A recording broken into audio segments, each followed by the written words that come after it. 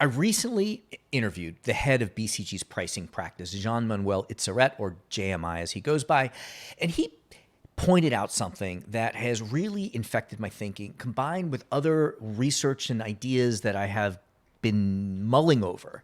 And it points to something that I think we should all be thinking about as we think about how we are going to prepare our company and their strategies to be relevant, to thrive in the digital future.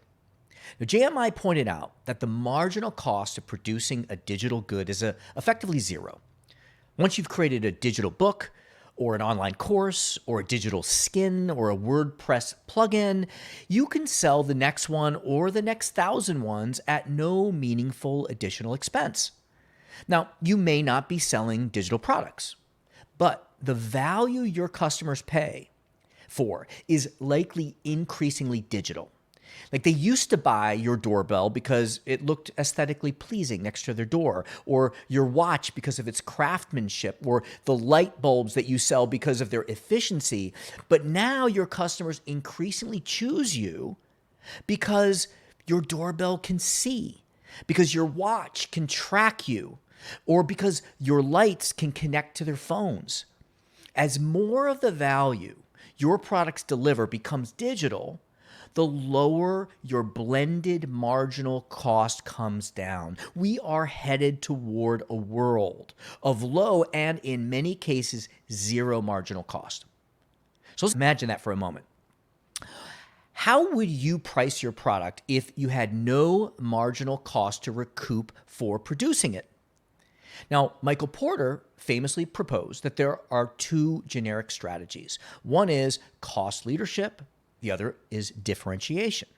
If you choose cost leadership, that path in an efficient market, then eventually your price becomes, as Adam Smith showed 200 years earlier, your price eventually falls to your marginal cost.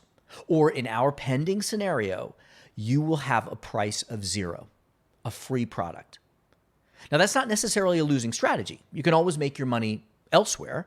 U-Haul, for example, doesn't make profit from renting trucks, but instead they sell you high margin packing supplies while you're waiting in line. Grocery stores don't make much profit from the milk, but from the products you pick up on your way to or your way back from the milk corner, which, if you notice, is strategically placed in the furthest distance away from the entrance. But for this strategy to work in a digital world, you must have something else that is differentiated to sell. So no matter what, we need to differentiate. Porter's second generic strategy then becomes tantamount. Now, there are many, many ways to differentiate. But one of the most exciting, in my view, is, especially in a zero margin cost world, is price. So let's talk about price. So in my interview with BCG's JMI, he introduced some exciting possibilities for companies looking to differentiate with price in a digital world. I'll summarize his points as succinctly as I can. So you don't have to read the whole book, but I encourage you to. Also encourage you to listen to the podcast. In the past, all products had a marginal cost. So we defaulted to pricing per unit. You sold a bundle of corn, loaves of bread, pounds or kilos of coal. But as marginal costs reduce, we can start thinking of other units of price. For example, per month, as Netflix does, per user, as Salesforce does, per mile, as Rolls-Royce has been doing, selling propulsion as a service. So how do we pick a new basis of pricing? We look at when or where our customers' willingness to pay, or WTP, changes. If I'm stocking up on salt, let's say, for my kitchen for next month, I have no urgency. I'll buy the cheapest salt I can find. But let's say at 6 a.m., I have to go to work and my driveway is frozen over. I need salt pretty badly. Well, in that case, I'm willing to pay more. Your customer's willingness to pay is not constant. It changes based off of circumstance. And the more proximate my customer's payment is to the value they receive, the more likely they are to then be willing to pay more. In fact, Rob Walcott and I are publishing a book in May about this idea of proximity, this concept. And it shows that across industries, we are moving into a world in which the value is produced and delivered ever closer to the point of demand in time and space. To see the power of proximity and pricing strategy, consider how much investment bankers make versus, say, lawyers or accountants that might work on the same deal just as hard. Why do they make more money? Well, the banker's payment, which is a percentage of the proceeds that are collected, is paid at the time the client collects the proceeds of their offering. And at that moment, the client's willingness to pay is the highest. Lawyers and accountants, by contrast, they submit invoices after the deal, and they often have to fight for weeks or months to get those collected. With digital components included in our products, we can now customize at zero cost. Let's say you sell a coffee mug and you add some sensors and a heating element and a Wi-Fi antenna, and you turn it into a smart mug. Now you can sell it at a regular price as a regular mug, and the user may not even know that it has this capability in it. Now you could convince some customers to upgrade it to a stay warm mug, let's call it that, which stays warm for a certain amount of time. But you could also turn it into a get a head start in the morning mug. And this mug turns on at the time of the morning that you schedule it, and you could charge for that service per morning, every morning that it's used. Or what if you then turn it into a health tracker mug? And this mug measures how much you drink, when you drink, and you charge that for a monthly subscription. Changing your pricing model. So we have all these options for changing your pricing model, but I want you to appreciate that changing your prices model, or in terms of the basis of pricing or the timing of when people will pay, it can completely change your business model. Salesforce didn't just price differently. They created software as a service.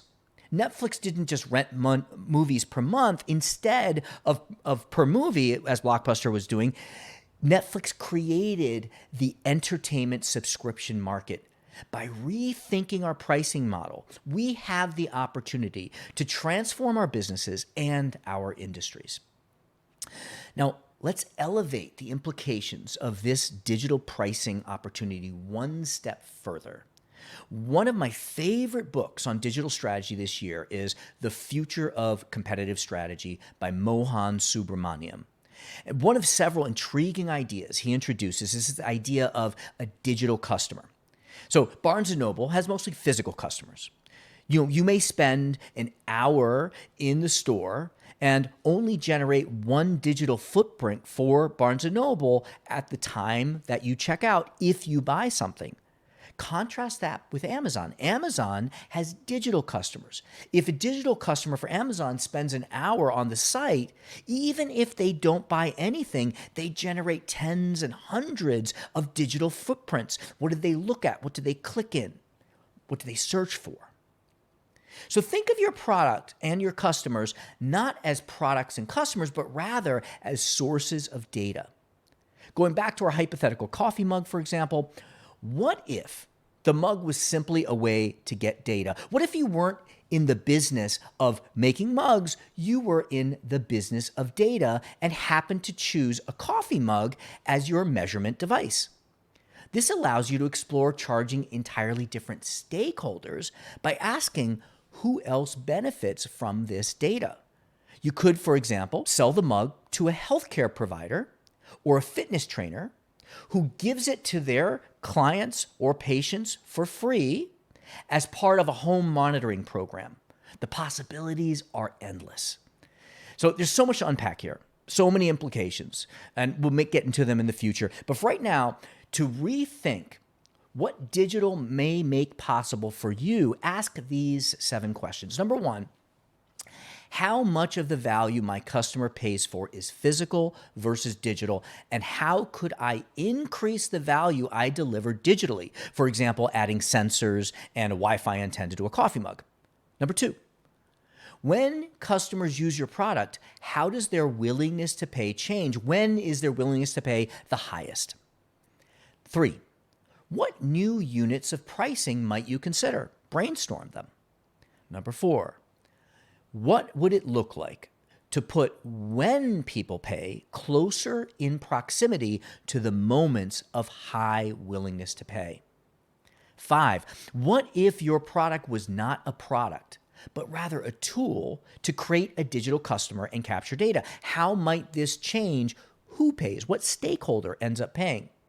Number 6, combine these 3 pricing dimensions: your unit of pricing, your pricing proximity, and who pays, and what combinations of those offer the greatest potential.